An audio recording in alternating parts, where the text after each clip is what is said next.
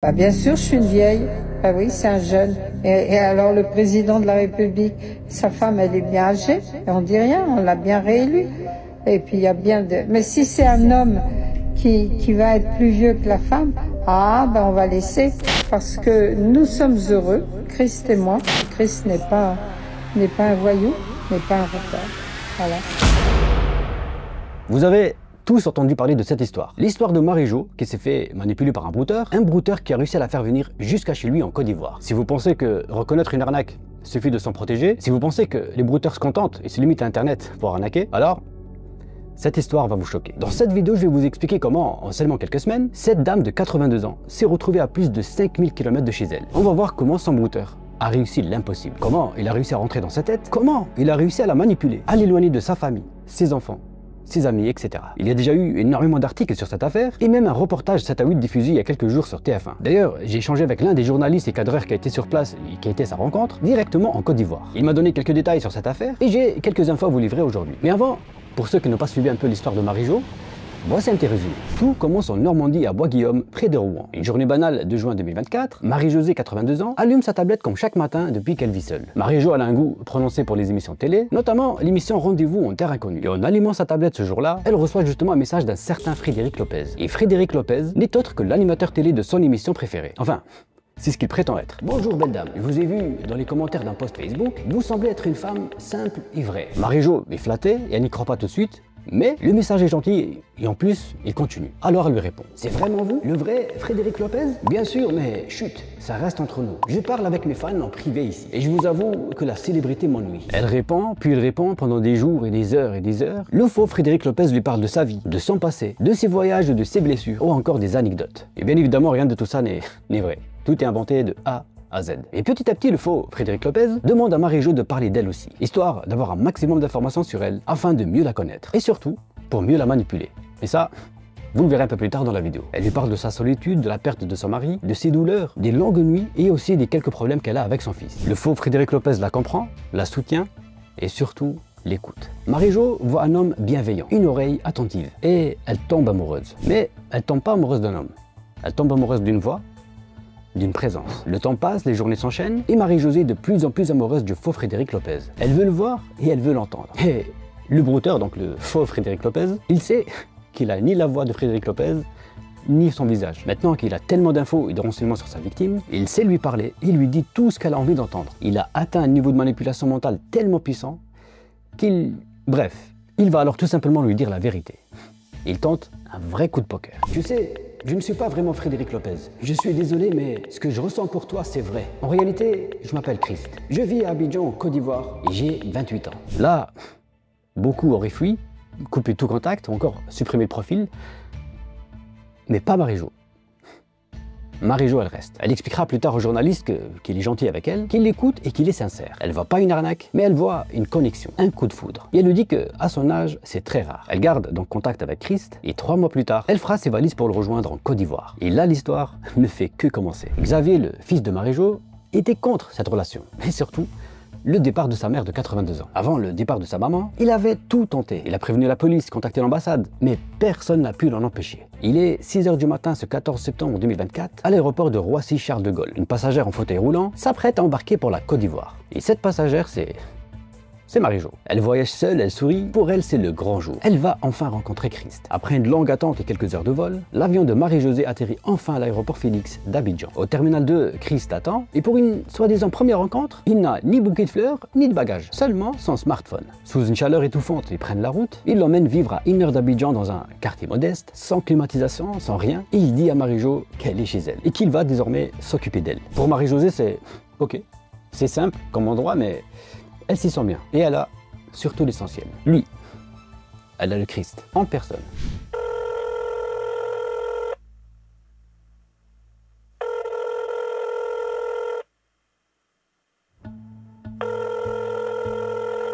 La personne que vous essayez de joindre n'est pas disponible. Veuillez laisser votre message après le bip. Maman, c'est moi Xavier, ton fils.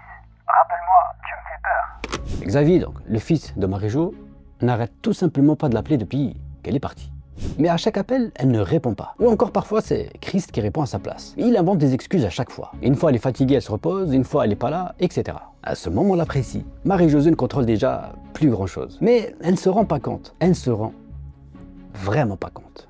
Entre octobre et décembre 2024, Marie-Jo va transférer plusieurs dizaines de milliers d'euros à son amoureux de 28 ans. Et elle va jusqu'à débloquer une assurance vie.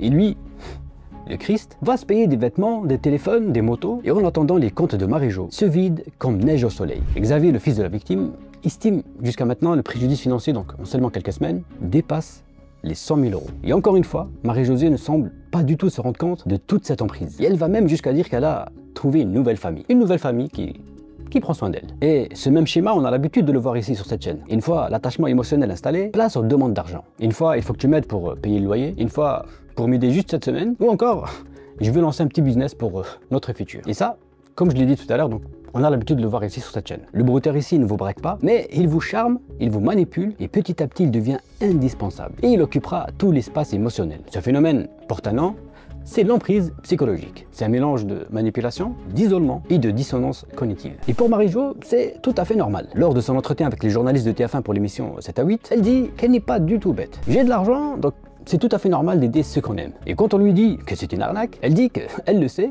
et qu'elle l'accepte. Comme je l'ai dit en début de vidéo, je devais vous raconter cette histoire pour placer le contexte. Et pour ceux qui n'étaient pas au courant de tout ça, il y a déjà eu une énormément d'articles à ce sujet et aussi de reportages de 7 à 8. Les journalistes de TF1, ils ont pu recueillir le témoignage de Marie-Josée et ils ont rencontré son brouteur, son fils, etc. Mais après ce reportage, Marie-Josée sort du silence et donne sa version des faits concernant le reportage sur sa relation avec le Christ et son départ à Abidjan. Mais pas que.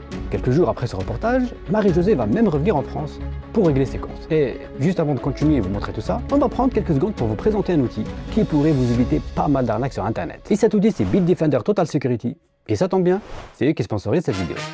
Bitdefender, pour ceux qui ne connaissent pas, c'est l'un des meilleurs antivirus. Ils mettent au chômage des arnaqueurs depuis 2001, donc un peu plus de 23 ans. Et avec leur suite complète Bitdefender Total Security, vous avez une protection complète anti-arnaque. Tout est dans le titre. Total Security. C'est la totale. Une technologie anti-phishing des plus avancées, 90% des internautes en ligne ont été la cible d'une tentative d'arnaque en ligne. Et parmi ces escroqueries, on retrouve les brouteurs, l'arnaque à l'héritage, l'escroquerie au remboursement des dettes, l'arnaque à l'emploi, l'arnaque par usurpation ou encore l'arnaque au sentiment comme on a l'habitude de le voir sur cette chaîne. Comme beaucoup, moi-même, jusqu'à il y a quelques temps, j'avais tout simplement pas d'antivirus. Je me sentais à l'abri et invincible. Mais avec toutes les nouvelles méthodes de plus en plus perfectionnées mises en place par les scammers, je peux vous dire que je suis bien content d'avoir une solution comme Bitdefender pour me protéger davantage. Et ce, sur tous mes appareils. Car avec Bitdefender Total Security, vous pouvez protéger jusqu'à 5 appareils avec un seul abonnement. Et si vous passez par le lien qui se trouve en description, profitez d'une offre allant jusqu'à moins 50% sur votre abonnement annuel. Ce qui vous revient à 47,50 € par mois. Et encore une fois, pendant un an. En plus de ça, vous avez la garantie 30 jours satisfait ou remboursé. Donc, si vous changez d'avis, vous pouvez demander un remboursement intégral. Voilà, comme d'habitude, vous trouverez tous les détails en description. Nous, on va pouvoir continuer la vidéo et aller voir la réponse de Marie-Jo au journaliste. C'est parti. Voilà, je fais cette vidéo pour démentir celle que la journaliste a fait, bien gentille, qui posait des questions, mais qui a répondu à côté, qui a fait une vidéo mensongère, parce que franchement, c'est honteux. Ils ont montré des vidéos de Chris, mon ami, qui dataient de Jérusalem, hein, et qui n'étaient franchement pas du tout dans le contexte de notre rencontre.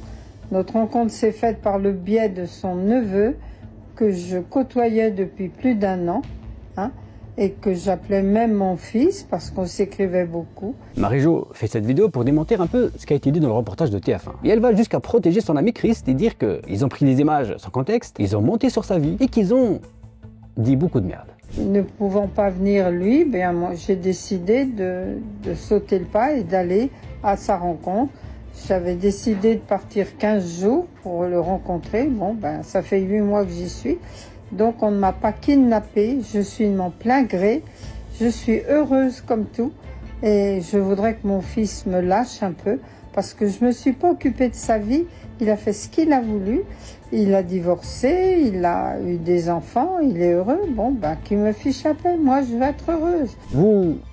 Vous avez rien remarqué? Là, on voit qu'elle fixe très rarement l'objectif du téléphone. On a cette impression qu'elle regarde quelqu'un qui la filme. Ou encore, quelqu'un qui lui dicte ce qu'elle doit dire. Comme vous pouvez le voir ici, on peut même apercevoir l'ombre de la personne qui est derrière la caméra. Je sais pas ce que vous en pensez, mais là, moi, je vois clairement une personne qui est sous emprise. Une personne dans un déni total. Une personne triste et qui se fait littéralement vider ses comptes en banque. Chris a dépensé beaucoup d'argent, que je lui ai acheté une voiture, une moto.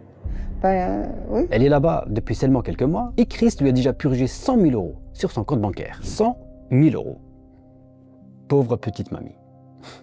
Si seulement elle savait. J'ai vraiment peur pour elle. Car le jour où elle ne pourra plus subvenir aux besoins et surtout aux caprices de Christ, je peux vous dire que ça va vraiment être compliqué pour elle. Chris n'est pas un routeur, pas du tout. Sa famille m'entoure.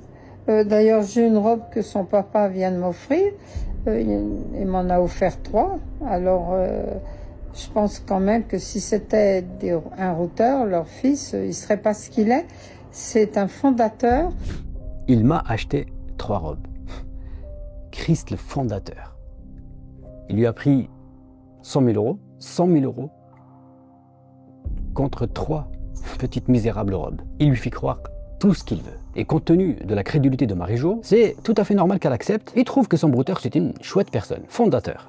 Il lui fait croire que c'est un fondateur. Madame, je ne sais pas si vous verrez cette vidéo un jour, mais j'aurais une petite question pour vous. Vous en connaissez beaucoup des fondateurs qui ont du mal à payer leur loyer? Vous en connaissez beaucoup des fondateurs qui vivent dans une telle précarité? Vous en connaissez beaucoup des fondateurs qui vivent encore chez leurs parents? Le jour où la journaliste est venue et qui a raconté que des mensonges, il y avait l'ami de Chris qui était quand même de la brigade du 17e arrondissement. Et je pense que ça voulait quand même dire que Chris n'est pas un voyou, n'est pas un routeur. Voilà. Christ n'est peut-être pas un routeur, madame, mais après analyse de votre histoire et du passé de Christ, qui a déjà fait ça à une autre dame que vous, je vous le confirme, ce n'est pas un routeur.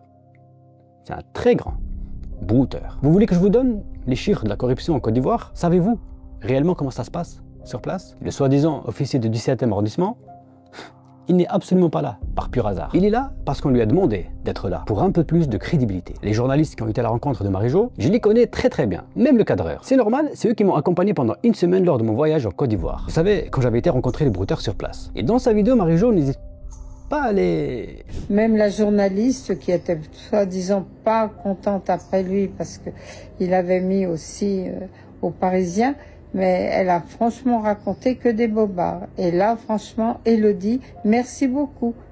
Franchement, j'apprécie votre gentillesse et votre franchise, parce que là, franchement, faire ce que vous avez fait, c'est détruire la vie de quelqu'un.